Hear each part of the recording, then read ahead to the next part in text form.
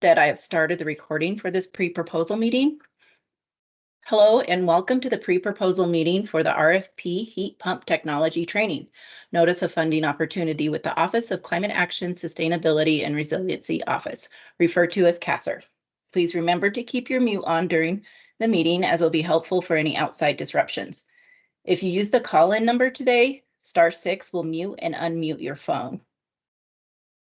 My name is Regina Diaz, and I will be the contract administrator for this project. I also have on the line today the project manager, Jasmine Anderson. This PowerPoint presentation was sent out this morning in the Communications tab in BidNet for anyone to follow along if they're not able to join via the Teams link. I'll now hand it over to Jasmine, the project manager, for an overview of this project. Thanks, Regina. Can you hear me okay? Yes. Hi, everyone. It is a pleasure to have you all here. First up, I'd like to give my sincerest thanks for jumping on this morning. I'm going to start with who we are. CASR is an acronym that stands for the Office of Climate Action, Sustainability, and Resiliency. Our vision is to build a carbon, pollution-free, sustainable, and resilient Denver for all. We have a variety of programs to achieve this. Some of our programs are rebates for e-bike and heat pumps. We have both community solar gardens and incentives for nonprofits, businesses, and the community to increase access to renewable energy systems. And we're also investing in green workforce training programs. So our green workforce strategy is to drive demand for quality jobs, foster creation of jobs that reduce GHG emissions and increase climate resiliency, and reduce barriers and increase access to careers for residents from Denver's priority populations. Next slide, please. So an overview of this RFP is, Denver is soliciting proposals for new or existing Denver Metro training programs to provide hands-on training for the existing workforce and/or new entrants in heat pump technology. The hands-on training is really important to us, right? We're really looking for trainings to provide real-world experience via hands-on opportunities related to installing heat pump technology. The city anticipates awarding up to $1 million over 3 years. Next slide, please. So the next few slides will go a little bit more into the details of project overview.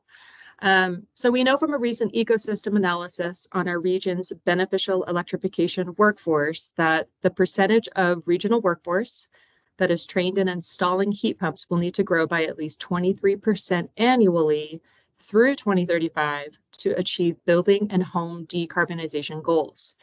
And so really the primary goal of this solicitation is to develop and/or deliver technical training and hands-on experience to ensure that Denver's heating and cooling workforce have the experience and the qualifications required to install, maintain, and sell heat pump equipment. We know that meeting the demand for building electrification in Denver will require training both new and the existing heating and cooling workforce.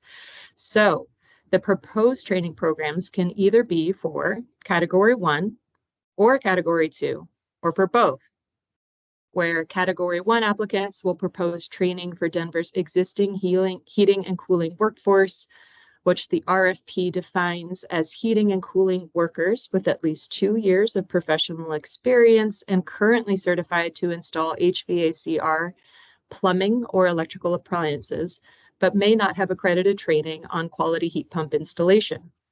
So some examples of who Category 1 might be are journey workers, contractors, technicians, and sales staff. Whereas Category 2, applicants will propose training for new entrants into Denver's heating and cooling workforce, to which the RFP defines as anyone who is completely new to the heating and cooling workforce or having up to 2 years professional experience in the industry. So some examples of who that might include are registered apprentices, students in technical trade schools or training programs, or union training programs. Next slide, please. Okay, so this slide covers technology areas. We are looking at these technologies at a minimum. There might be other heat pump technologies, but the RFP is funding training programs which advance skills in installation, sales, or maintenance of these heat pump technologies at a minimum. Proposals do not need to train on all of these technologies. And in fact, we encourage applicants to consider where you think you can make the most impact and align proposed training programs to your specialty and your strengths. Next slide, please. Okay, so proposers should pay special attention to the quality training program requirements listed in the RFP, which is where each of these requirements here on this slide are fully defined. We want to make sure that training programs are set up to support all trainees with quality training program components important to ensuring participants' success, especially for priority populations, right? Like paid training and wraparound supports. You'll see here and in the RFP that there are program requirements that apply to all proposed training programs, regardless of if they are applying in category 1 or 2. And there are training programs requirements that apply just for training new entrants. Next slide, please. Okay, so curriculum framework. Be sure to pay attention to the curriculum framework and what we've outlined specifically in the RFP. The framework in the RFP is high level, it's general, we didn't get too much into the weeds, right? And depending on the proposer and the sector of the heating and cooling workforce that you will be training, we do expect proposed training program curriculum to vary, right? So for example, curriculum to train the HVAC workforce to install cold climate air source heat pumps will differ from curriculum and training programs to train the plumbing workforce in installing heat pump water heaters. And for example, curriculum for new entrants or folks with no HVAC experience will include a separate focus than a curriculum that would be meant for the existing workforce. But regardless of what category you're applying for, do keep in mind that for all proposed training programs, curriculum must be approved by the City and County of Denver. Curriculum should include competencies described in the curriculum framework. Other curriculum competencies can be proposed, but will be subject to approval. And lastly, curriculum and training resources can be found in the Kaiser Heat Pump Technology Training NOFO folder, which is linked throughout the RFP. I'm going to get into that in a second, and it is also included up on BidNet. I just want to call out there that curriculum and training resource Google Doc and document that's included on BidNet does include a variety of curriculum resources that we found that other states are using, the DOE, the state of Colorado. So I do encourage folks to get on there and take a peek at what curriculums other states are using and maybe seek for alignment there. Next slide, please. All right, so I just wanted to call out that we are linking to this Google folder. Again, just a big note, every file that is included on this Google Doc folder is also included on BidNet, so you can get it in 2 different places. This folder contains all required submission documents. It contains the scope of work just kind of pulled out for your ease and put on its own document. It also includes the extra training and curriculum resources that I was referring to in the previous slide. This folder allows folks to view but not edit. So to download, if you prefer to download from the Google folder, all you have to do is right click on either the document or the 3 dots at the right of the file name. And you can save a copy locally to your computer and then submit that way. Okay, next slide, please. I also just wanted to take a moment to call out funding history in case applicants haven't seen it before. It is a required submission component, again, both able to be found on BidNet and the Google Doc folder. And you're simply just going to enter relevant amounts for the City of Denver funds that your organization has received and the total agency budget from 2020 through 24. There is a nifty graph that will kind of automatically generate. So you'll see that happening in real time. Okay, next slide, please. Okay, so what does this slide say? Project details. Yes, we have just one slide to cover project details. Thank you, Regina. This is perfect. So budget and timeline, I just wanted to call out a couple of important pieces about our budget and our timeline here. As stated before, the budget is not to exceed $1 million over a 3-year period. One of the required attachments is a rate table. So please note that all prices quoted shall be firm and fixed for the specified contract period. In other words, rates cannot change once they are agreed to.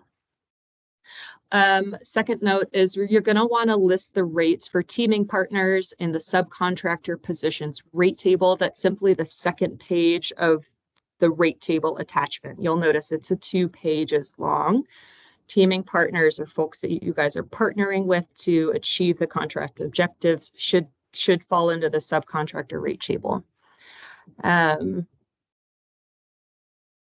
We also, just a note about teaming partnerships, right? We're hoping that you choose teaming partners that will help the applicants deliver programming or help in achieving quality program outcomes, especially as it relates to impacting the Denver metro community. And then, so you'll see here on the screenshot of the budget template, just my last note about should you have teaming partners, you will want to have those rates show up under the staff category of the budget. So you might have some staff falling in the first couple lines of the primary applicants, and then you would go ahead and list any subcontractors / teaming partner rates in that staff portion of the budget template. And we would like, I just called out, you'll see this orange / red circle where it says description. Just wanting to call out that we do want submitted budgets to itemize and include detailed descriptions of costs as much as you can. Do as much as you can, would be much appreciated. So a note about the timeline. You'll see a suggested timeline in the RFP. And while it is suggested, I do want to highlight that we want to see program development and curriculum development complete by the end of year 1. So ideally, we want to get individuals in training by the beginning of year 2, again, enrolled and receiving training by the beginning of year 2. And then lastly, as to when proposers might expect to kick off work if they are rewarded, in a perfect world, we would see folks kick off at the end of July or August. However, just your classic kind of asterisk here is due to the $1 million threshold, we will have to go to City Council for approval. That, along with other new city contracting processes, does take time. But again, in a perfect world, we do expect to kick off towards the end of July or August. So I think with that, Regina, is it correct that now I can ask if folks have questions relating to the RFP before you do your spiel? Correct. Okay. So does anyone have any questions at this time?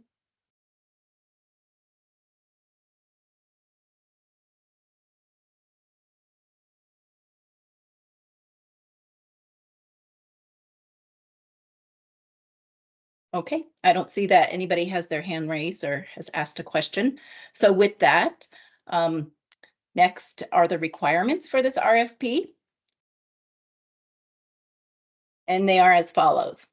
The diversity and inclusiveness in the city solicitation information request form must be completed, and a copy is to be returned with the proposal. Please ensure the email address for the city contact is regina.diaz@denvergov.org. I have also made this a required document for you to upload in BidNet when you submit your proposal. If this form is not submitted with your proposal, you will be found non-responsive and unfortunately will not be able to move forward with your proposal. Please note the required insurance for this project are non-negotiable.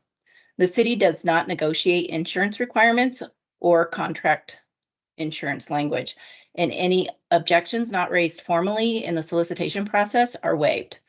Review the sample agreement in attachment 1 for the required insurance amounts under paragraph 9, insurance, of this RFP.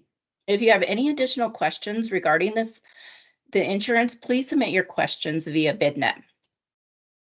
Please see page 10 for the proposal requirements for this RFP.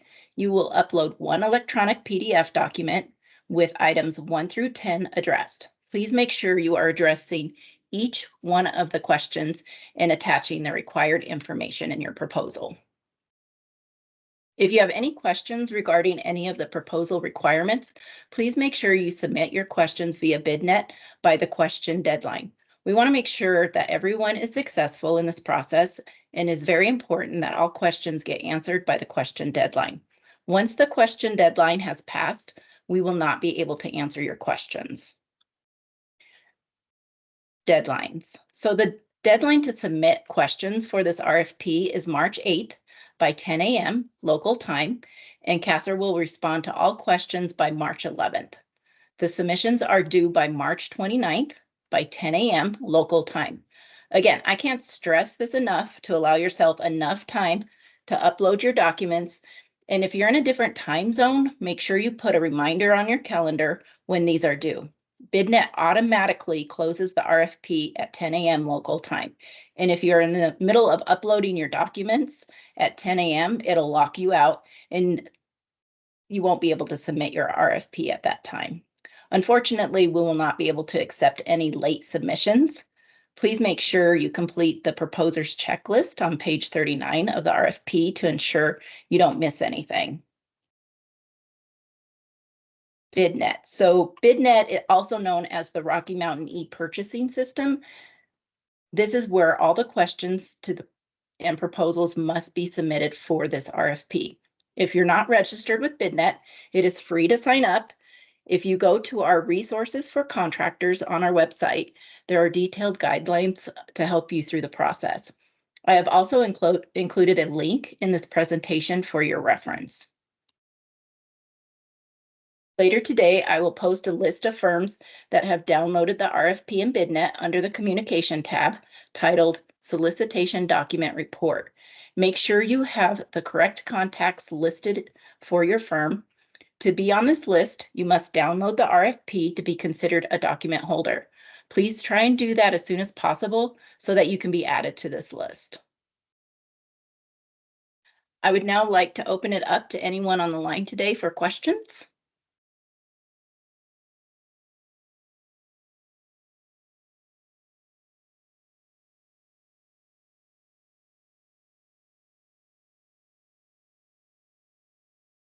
Hello, this is Debbie Miller and I'm with RK, and we just have a quick question. Is this grant available to programs that already have apprenticeship programs and or existing programs in place? Hi, Debbie. Thanks for your question. It's a good question. It is. It is. This is available funding for both new and or existing programs. Just be sure to identify if you're training category 1 or category 2 in your application. Oh, perfect. Thank you. You're welcome. Thanks for your question.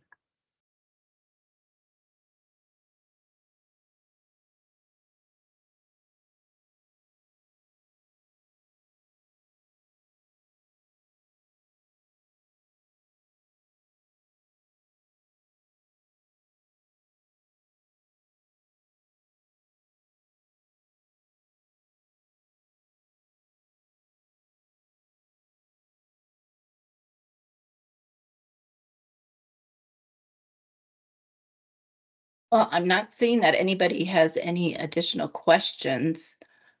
With that, I'd like to thank you again for your interest in this RFP. This concludes our pre-proposal meeting for today. Thanks and have a wonderful rest of the day. Thank you, everyone. Have a good one. Bye.